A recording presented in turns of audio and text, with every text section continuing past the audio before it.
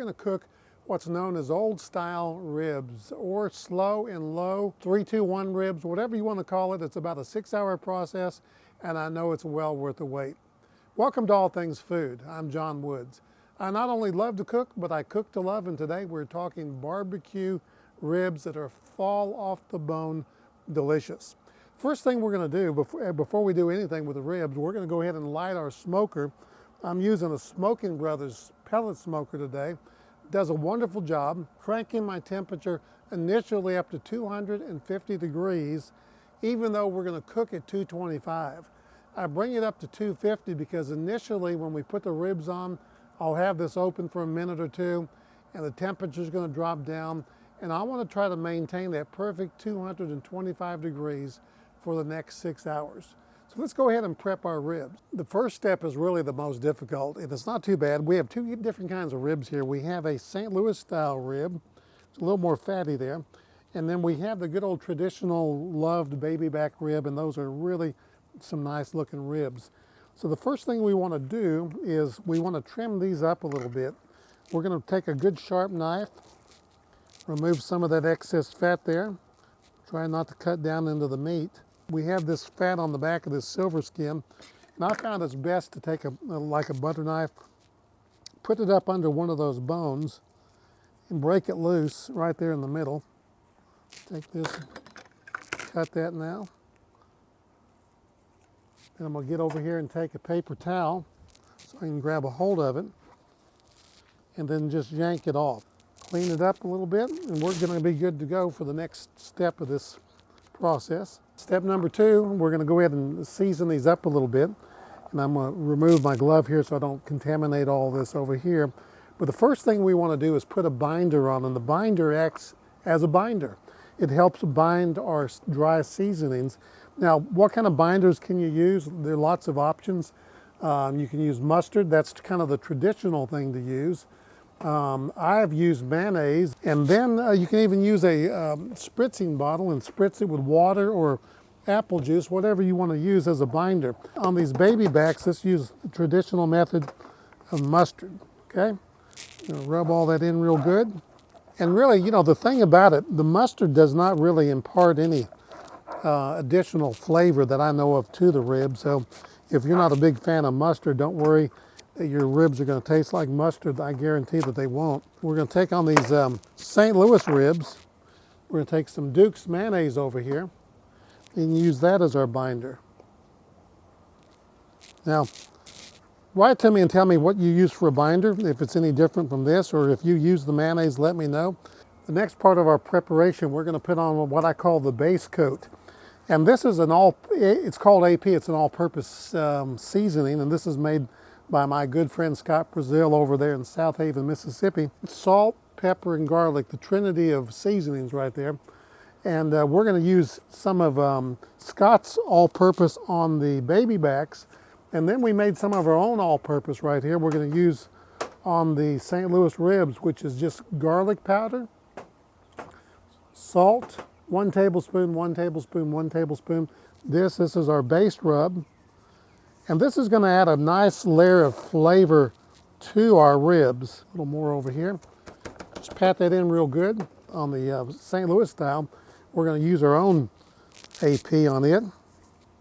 Pat it all in, rub it in. Now the next thing we're going to do is put on what I call the barbecue seasoning, or this is the real seasoning that we're going to use, and this is going to do a lot of great things.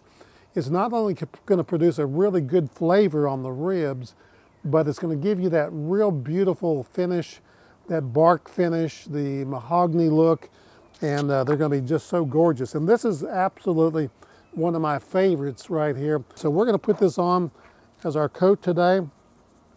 You probably have your own seasoning. It has a little bit of sugar in it. You can be generous with this. Don't be shy here.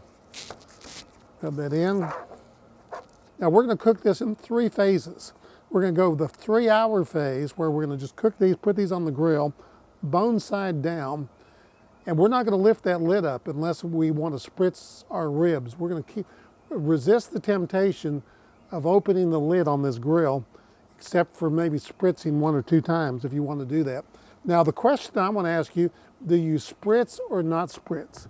We're going to do two ways today. We're going to spritz the St. Louis ribs, and we're not going to spritz the baby back ribs, and we'll see if there's any kind of a noticeable difference in the texture, the look, and the flavor. We're going to put these on. It's about 10 o'clock in the morning here, and these won't be done until about 4 o'clock this afternoon, and I am so excited, and it's well worth the wait. So I'm going to go ahead and put these on the grill, and we're going to put these directly on the grate here. Just put the baby backs right in the front, and we're going to put the St. Louis ribs here in the back, and we're just going to let these things cook directly here on the grate. I'm going to set my timer for about an hour, and we're going to come back and we'll spritz those St. Louis ribs, and we won't spritz the baby back ribs. So we'll see you in about an hour or so. We're going to go to the second phase, which is called the braising phase. And to do that, we're going to cook these ribs slow and low in an aluminum foil boat, and I'll show you that in just a few minutes. But before we do that, we're going to have a little mixture we're going to put on that. I have 1 stick of melted or softened butter. If you want to, you can use parquet. I'm going to have about 1/4 cup here of brown sugar, and then we're going to do about 1/4 cup of honey. And we're going to mix all this together. I just like mixing mine together. I think you just get a nice even mixture there. As soon as those ribs come off of that 3-hour phase, we're going to coat them with this in the foil. These have been on exactly 1 hour of the first phase of our cooking, which is a 3-hour process. This is the smoking phase. And so we're going to pull this lid up, and we're going to spritz these. Remember we said we're going to spritz the St. Louis ribs and not spritz the baby back ribs, and kind of compare the two. So let's go ahead and spritz. This is concentrated apple juice. This isn't just apple juice out of a bottle. And our temperature is still holding at exactly 225 degrees, and these things are looking beautiful. Look at the beautiful color. Hey Siri, set that timer now for 2 hours.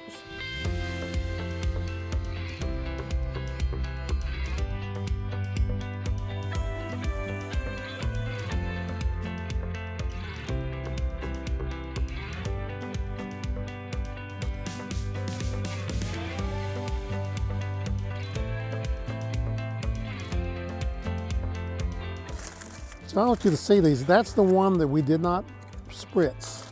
That's the one that we put spritz on right there. So I'm going to take these here and very carefully put them back on the grill. We're going to sauce these down, cook them for about another hour, and just let that glaze set up on them. My favorite barbecue right there, barbecue sauce.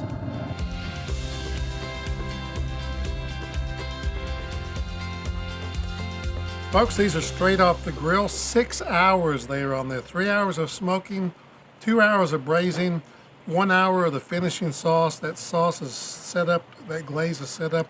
And these are fall off the bone ribs. These aren't competition ribs, they're fall off the bone. And look at that. They're falling right off the bone. Look at that beautiful meat, that bone there. See how flaky that is? See how tender? Those are some beautiful old-fashioned, old-style 3-2-1. I'm just going to call them really, really delicious. There we have it, folks. Beautiful fall off the bone ribs. I'm so excited I can't even talk about it. They're so good. And these took all day, but it was worth every single minute. And remember the side items that go with it. We have our potato salad and slaw over here. Thank you for watching the channel. Like what you saw today. Subscribe to the channel if you haven't. Be sure to like the channel, like what you saw today. Subscribe to the channel. It's free. But above all things, remember, not only love to cook, but cook to love.